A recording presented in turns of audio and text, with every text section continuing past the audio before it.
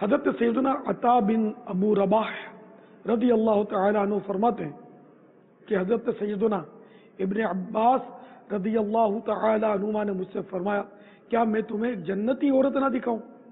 میں نے عرض کی ضرور دکھائیے۔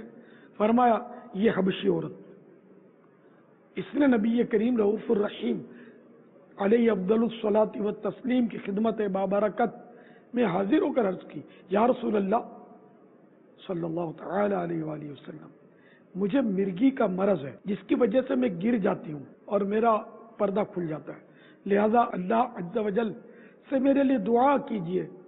فرمایا اگر تم چاہو تو صبر کرو اور تمہارے لیے جنت ہے، اور اگر چاہو تو میں اللہ عز و جل سے دعا کروں کہ وہ تمہیں عافیت عنایت فرمائے۔ عرض کی میں صبر کروں گی۔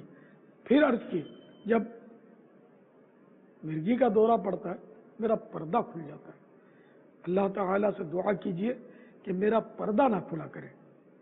پھر آپ صلی اللہ تعالی علیہ وآلہ وسلم نے اس کے لیے دعا فرمائی۔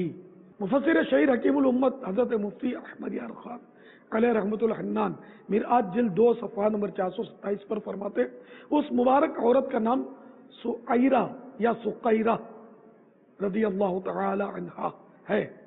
بی بی خدیجہ رضی اللہ تعالی عنہا کی کنگھی چوٹی کی خدمت انجام دیتی تھیں۔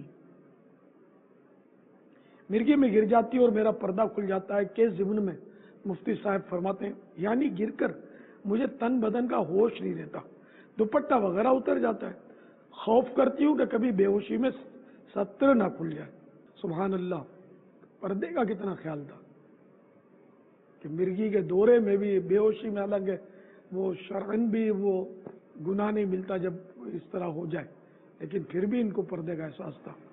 اور آج کل تھوڑی سی بیماری آئی، مصیبت آئی تو عورتیں بے پردہ ہو جاتی ہیں، میت ہو گئی تو بے پردہ ہو جاتی ہیں۔